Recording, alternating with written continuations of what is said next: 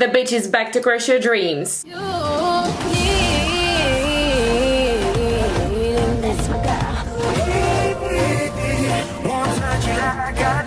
Salut mes poulets!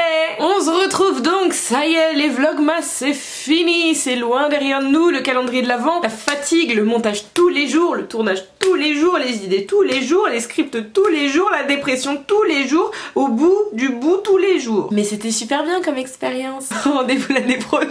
Donc mes poulets, j'espère que tout le monde va bien, que vous avez passé un super réveillon, un super Noël. Si jamais vous fêtez pas Noël, que vous avez juste passé un bon moment à pouvoir squatter les bûches qui étaient en vente, ainsi que le foie gras, et que vous êtes hyper content de vos cadeaux. Si c'est pas le cas, bon, vous connaissez Vinted et tout truc comme ça, on revend. Ou au pire, on offre le cadeau à quelqu'un d'autre derrière. Donc aujourd'hui, on est de retour pour une vidéo que vous attendiez. Je voulais la sortir un peu plus tôt, mais vous êtes au courant, si vous me suivez sur Insta, de ce qui s'est passé avec les bugs de YouTube, où c'était impossible en fait d'uploader pendant genre 2 jours. J'avais envie de sauter par-dessus bord, c'était un truc de malade, ça me rendait dingue, le truc avançait d'1% par pourcent, genre toutes les 3 heures. J'ai dit les mecs, il y a un moment où il va falloir stopper. Et donc j'avais décidé d'attendre un tout petit peu, histoire de prendre mon temps, de moi aussi kiffer les fêtes avec mes frères et avec mon chéri, et de pouvoir vraiment, vous savez, un peu souffler, me reposer et prendre du bon temps. Oui, vous allez vite remarquer, là j'ai un ongle qui s'est cassé, j'ai trop le seum. Bon, heureusement j'ai rendez-vous demain, mais voilà. J'ai un peu la haine. Et vous aurez aussi remarqué, waouh, Manon s'est maquillée et c'est mignon. Ouh là là, ouh là là. Alors aujourd'hui on est là pour parler de la sorcière Oprah Winfrey, que tout le monde je pense connaît ici, parce que vu le nombre de réactions que j'ai pu avoir dans ma story récemment quand j'ai partagé un post, je me dis que ok, tout le monde la connaît, parce que j'ai même eu des très jeunes d'entre vous qui ont genre 13-14 ans qui ont répondu à ma story en mode qu'est-ce que Oprah a fait et tout, donc je sais que là on est sur un terrain acquis. Alors Oprah, grâce à son émission qui arrive en fait à avoir tellement d'audimat, elle passe tellement, vous savez, pour la gentille femme américaine qui fait pleurer dans les chaumières pour des bonnes raisons, qui fait rire dans les chaumières, qui offre des cadeaux aux gens, genre you get a job, you get a job, you get a job, you get a car, you get a house. Tous les trucs comme ça qu'elle adore faire, donc c'est énormément de show, mais il y a bien sûr une dark side. Donc comme je vous disais, Oprah elle a une audience de dingue qui est tout simplement la plus large audience des États-Unis sur un show, et ce qui fait que elle peut passer en fait pour ce qu'on appelle un gourou, donc leader d'une secte, parce qu'elle peut manipuler les masses, étant donné que si elle parle d'un concept novateur, d'un truc qu'elle a découvert, où elle donne des conseils, il y a énormément de personnes derrière qui vont aller suivre ces mêmes conseils là, étant donné que ça vient d'Oprah, qui sont là tous les jours devant la télé pour l'écouter. C'est vraiment un gourou des masses. Mais ce qui fait que elle n'a pas vendu que du positif dans son émission, et il y a eu plusieurs moments de l'histoire justement qui l'ont montré et qui ont dit que en fait Oprah, what the fuck. En 1996 par exemple aux États-Unis, on a eu quelque chose qui s'est appelé la crise du hamburger. Ce qui s'est passé juste avant cette crise du hamburger, c'est que Oprah Winfrey a reçu sur son plateau un végétarien avec qui il discutait tout simplement de son engagement contre la consommation et surtout la surconsommation de viande, qui était déjà réel en 96, qui s'est amplifié et n'a aucun sens en 2019, raison pour laquelle je profite pour vous appeler à diminuer votre consommation de viande. Je sais que ça peut être difficile, si Manon a réussi à le faire pour passer à genre 1 ou 2 fois par mois alors que c'était 1 ou 2 fois par jour, tout le monde peut le faire, et c'est pour la planète qu'on le fait. Pour les animaux, pour notre futur, qui existera peut-être si on change enfin. Et donc ce qui s'est passé sur ce plateau, c'est que il y avait eu toutes les histoires de la vache folle et ces choses-là, et cette personne végétarienne avait décidé d'avoir un discours assez coup de poing auprès d'Oprah, qui justement avait eu peur, entre guillemets peur, en rigolant elle avait dit quelque chose du style ah bah ça me donne plus du tout envie de manger de hamburger. Résultat, dès le lendemain, je ne vous mens pas, dès le lendemain, le cours du bœuf a pris un coup monumental, c'est-à-dire que les gens ne sont plus allés acheter de bœuf parce que la veille, Oprah avait dit ah ça ne me donne plus envie de manger un burger. Et sauf que là pour le coup, elle avait dit à peu près en rigolant, parce que ce dont cette personne avait parlé c'était très réel, c'est vrai qu'il y a eu la vache folle, c'est vrai que c'est pas bien de surconsommer de la viande, mais ça ne veut pas dire que si demain t'allais acheter ton steak, t'allais mourir de la vache folle, pas du tout. Mais ce qui fait que vous imaginez l'impact qu'elle a eu dès le lendemain, je vous dis vraiment dès le lendemain. Et ça s'est étendu je crois sur 1 à 2 semaines, c'est un truc monumental. En 2005 elle avait reçu un homme sur son plateau qui s'appelle James Frey, qui en fait avait écrit un bouquin sur lequel il parlait de ses anciennes addictions, qu'il avait réussi justement à dépasser. Il avait réussi à s'en sortir, il y avait de la drogue, il y avait de l'alcool, il y avait plein d'autres choses. Je crois qu'il y avait même du jeu, enfin il y avait énormément d'addictions. Et lui, il racontait son histoire dans ce bouquin-là. Il expliquait comment il avait fait pour s'en sortir. Et vous savez, c'est un gros truc de partage. Et donc Oprah avait adoré. Le bouquin, grâce au fait que le mec soit arrivé dans l'émission d'Oprah, il y a eu 2 millions de copies vendues. C'est énorme. Sauf qu'il n'a fallu que quelques semaines et quelques petits mois pour que des personnes découvrent qu'en fait ce mec-là, James Frey, il s'est inventé une vie, qu'il avait des mini-addictions, c'était quasiment rien par rapport à ce dont il parlait dans son bouquin, et que c'était un ramassis de mensonges qu'il était venu vendre sur le plateau d'Oprah, et elle n'avait même pas fait de background check avec son équipe sur ce gars-là, et juste elle l'avait reçu, en mode... Tenez, voici la sainte parole. Et ça c'est hyper important mes poulets, vous en rendez peut-être pas compte parce que Oprah Winfrey, comme plein d'autres personnes, est ce qu'on appelle une influenceuse. Un influenceur c'est pas quelqu'un qui va juste poster sur Instagram, sur YouTube, sur Twitter et ces trucs là. C'est une personne qui influence un groupe. On est tous l'influenceur de quelqu'un, dans le sens où nos parents sont nos premiers influenceurs dans notre construction, nos potes, l'école, la société via la télévision, mais au quotidien quand on est adulte, on est tous l'influenceur de quelqu'un. Mais il y en a qui influencent beaucoup de masse en même temps, contrairement à des personnes du quotidien qui, elles, n'agissent pas sur les réseaux sociaux, la télévision et tous les autres médias. Et Oprah Winfrey fait partie des plus gros influenceurs de la planète. Vous ne vous en rendez peut-être pas compte, mais d'avoir l'émission qui a le plus large audimat des États-Unis, c'est absolument dingue. Là, les 2 exemples que je vous ai donnés, c'est pour vous expliquer que tout ce que Oprah Winfrey dit, ça arrive comme du pain béni auprès de son audimat qui en parle à d'autres personnes, le bouche à oreille va très vite, et que tu regardes l'émission d'Oprah ou non, tu seras au courant de ce que Oprah a dit. Cette sorcière. Alors moi, la première raison pour laquelle je la déteste et je trouve que cette femme est une sorcière, c'est par rapport à son entourage, parce qu'elle a été vue en traînant avec des personnes comme George W. Bush Jr., comme Donald Trump, ou encore comme le très fameux porté dans notre cœur, Harvey Weinstein. Donc moi, il y a un principe très simple dans ma vie, c'est que je juge tout à fait les gens par rapport à leur entourage et leur fréquentation. Parce que si t'es pote avec un pédophile, avec un violeur, avec un voleur, un tueur, un tout ce que tu veux, et que tu le sais, je précise ça aussi, c'est donc que tu cautionnes tout ça et que quelque part, je pense que tu as une personnalité qui est très étrange toi aussi. Pour le coup, George W. Bush, c'est un mec qui est absolument extrême.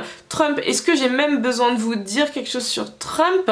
Et Harvey Weinstein, est-ce qu'on a besoin de revenir sur l'affaire MeToo, dont tout le monde est au courant sur la planète? Donc bon, chaque fois que j'ai vu des photos d'elle avec ces gars-là, j'étais là en mode ah oui, c'est elle, votre tantine que vous aimez tant, c'est elle. Donc je vais passer du coq à l'âne dans tous les cas, indépendamment de tout ce que je vais aborder aujourd'hui, mais donc Oprah, beaucoup sont au courant qu'elle a ouvert une école pour jeunes filles en Afrique du Sud en 2007.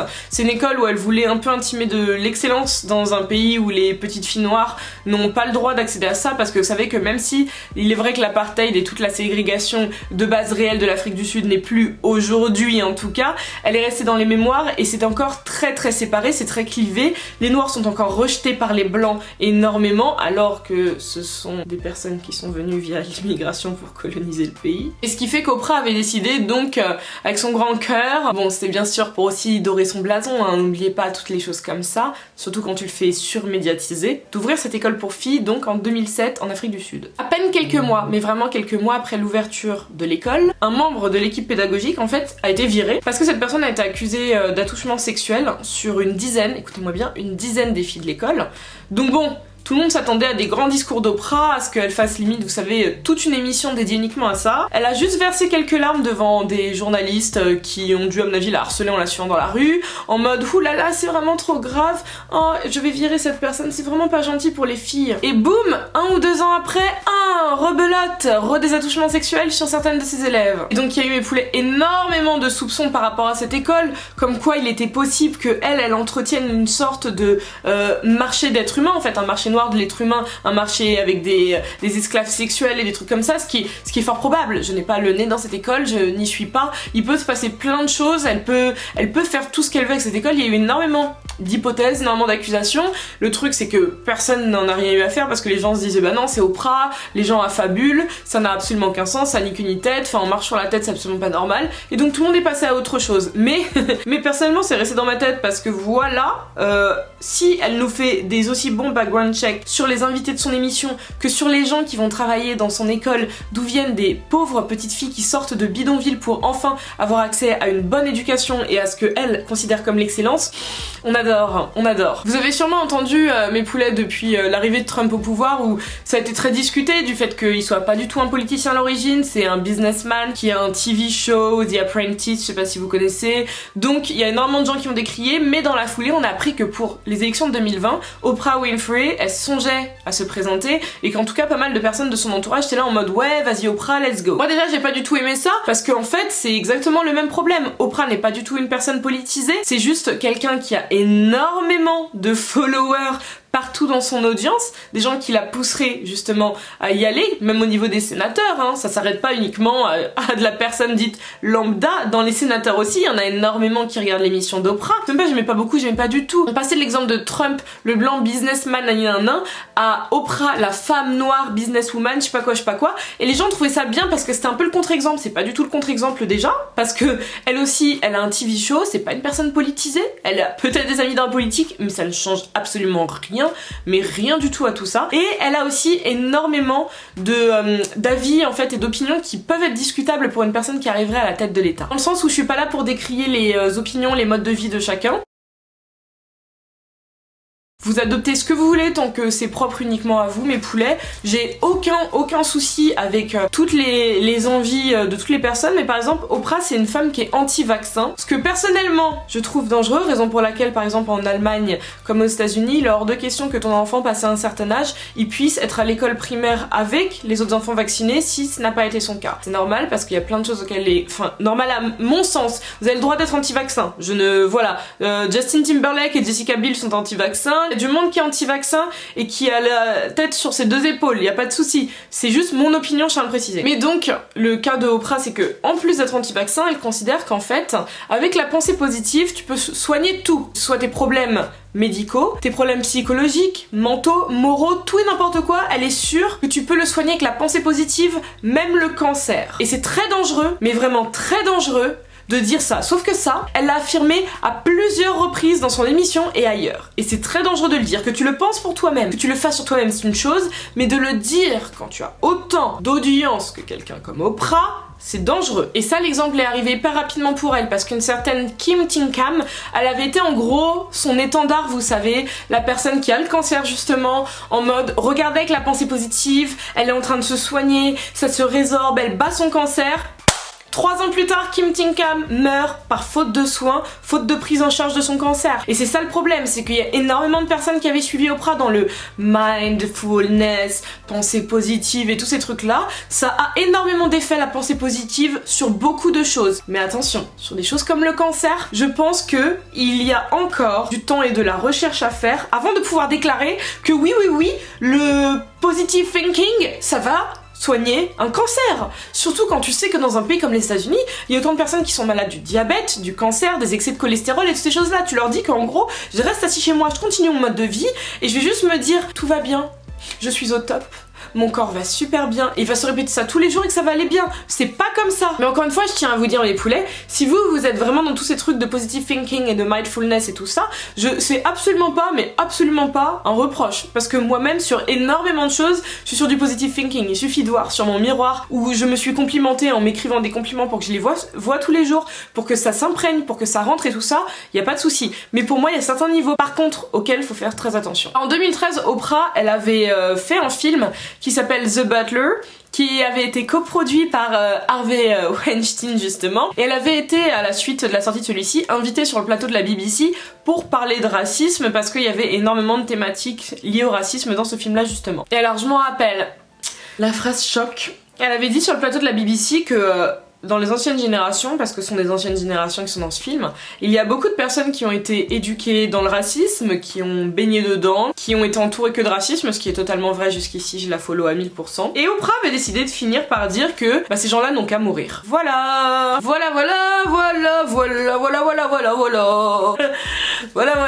En parlant justement de son poteau Harvey Weinstein, elle est une amie de très longue date avec lui, mais vraiment très longue date. Des photos de Oprah qui fait des câlins à Weinstein, vous en avez à l'appel, vraiment à l'appel. Et ce qui m'a fait rire, c'est que lorsqu'il y a eu justement la débâcle, le début des accusations, Oprah, elle était là dans la presse en mode je condamne son comportement horrible, comme si elle n'était pas au courant. Et je vous dis ça, pourquoi? Parce qu'il y a pas mal des victimes d'Harvey Weinstein qui lui ont été présentées par Oprah. Je pense que d'une femme à une autre, le message il a pu revenir justement après les horreurs, surtout qu'on est comme sur le cas R. Kelly, vous le savez très bien, ça a été dit, ce qu'Harvey Weinstein faisait subir à de nombreuses femmes, la majeure partie d'Hollywood était au courant. Et on va me dire que Oprah Winfrey par contre, les bruits n'arrivaient pas à ses oreilles, elle qui est entourée de tout Hollywood. Trop drôle. Alors je me rappelle avoir vu une affaire où Oprah en fait avait donné son soutien, elle avait affiché un homme qui était un peu un gourou justement dans une secte, mais qui à la base était plutôt une personne qui avait toute sa propagande autour de sa manière de penser, qui se faisait appeler John of God, vous pouvez aller rechercher un peu, et donc elle avait expliqué sur son plateau à quel point ce mec est génial, à quel point sa manière de penser est au top, à quel point il fait des choses bien, que tout ce qu'il fait c'est wow, he's amazing, j'avais retenu son mot, he's amazing. Alors qu'à côté en fait, le gars c'était le leader suprême d'une secte où des jeunes femmes étaient enfermées, où elles se faisaient violer à tour de rôle, et les bébés qui naissaient de la suite de ces viols, parce que c'était le but en fait, c'était une ferme à bébés, étaient revendus sur le marché noir. He's amazing Oprah, you're so right. Mais bon ça Oprah elle va encore nous dire qu'elle était pas au courant, qu'elle a été mise au courant la dernière seconde encore une fois, parce que Oprah y a que des gros hasards partout autour d'elle. Pour beaucoup vous êtes au courant mes poulets, j'imagine que Oprah, comme Liza Minnelli et pas mal d'autres mondes, ça a été une amie de très très longue date de Michael Jackson, qu'ils étaient vraiment comme ça, copains comme cochons, que franchement c'était la mif et tout.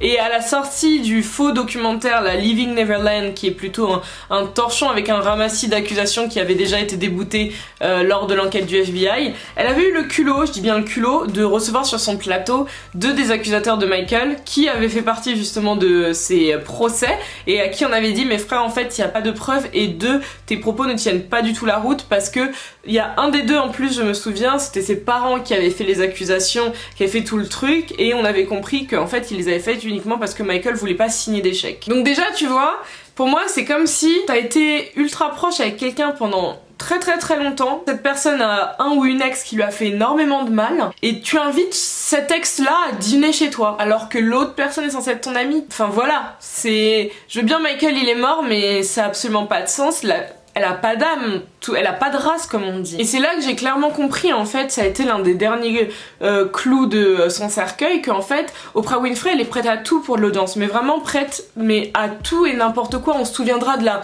grosse déclaration d'amour de Tom Cruise pour Katie Holmes sur le plateau où le gars il saute sur le canapé carrément, enfin on est où? Là tu vois le genre de personne qu'elle reçoit, c'est que une liste constante et c'est que ça, la femme est là que pour l'audience. Après vous me direz, tu deviens pas milliardaire juste en faisant le bien, ça n'existe pas dans ce monde-là. Tu enterres quelques personnes obligatoirement, tu marches sur des corps, sauf que Oprah c'est quasiment que ça, son quotidien, et franchement, enfin déjà chapeau d'être encore là aujourd'hui et de pas être exposed à ce point-là. Parce que croyez-moi, au niveau des superstars américaines, jusqu'ici, il y a quasiment que 50 Cent que j'ai vu sur son profil mal parler d'Oprah en story ainsi que sur des posts. Vous pouvez aller fouiller, il y en a plus d'un, croyez-moi. Et justement en fait, c'est 50 qui m'a pas mal ouvert les yeux via son compte Insta, parce que moi bien sûr, vous le savez très bien, dès qu'un homme comme une femme, mais là on est surtout sur le cas masculin, fait un pas de travers, si on peut appeler ça un pas de travers, ou montre tout simplement qu'il est une enflure en violant des enfants, en violant même des adultes, en tuant des gens, enfin bref, moi il y a aucun problème pour que la personne elle soit sur le pilori ou qu'on cloue cette personne à la croix, il y a aucun souci, je serai la première à l'insulter. Sauf que du côté d'Oprah en fait elle choisit énormément ses victimes et de qui elle va parler sur son plateau. Parce que quand tu vois qu'elle a enchaîné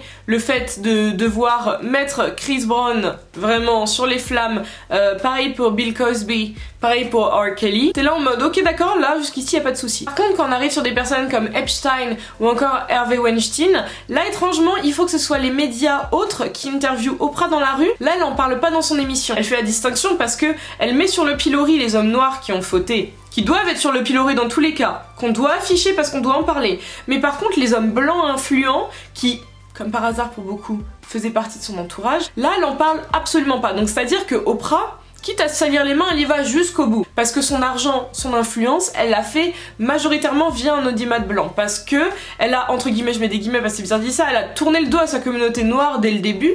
Parce que les gens savent que c'est pas la communauté noire en général qui te fera monter. C'est pas raciste de dire ça, hein. Les noirs qui regardent ça et afrodescendants, vous savez de quoi je parle.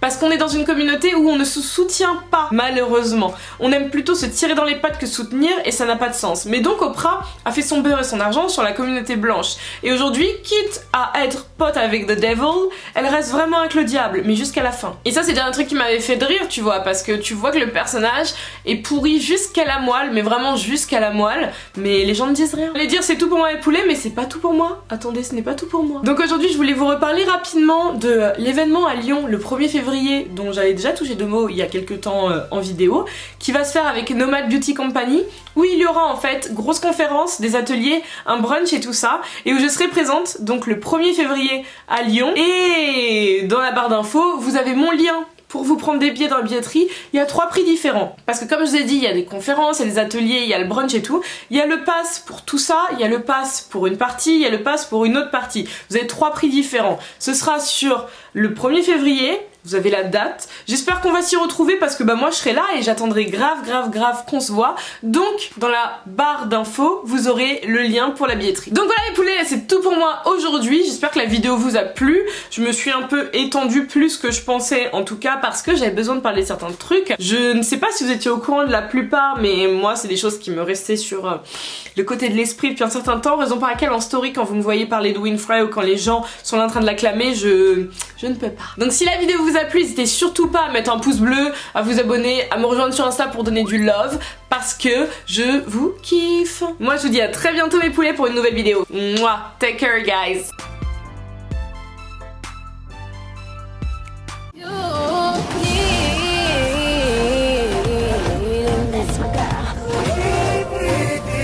Won't touch you like I do.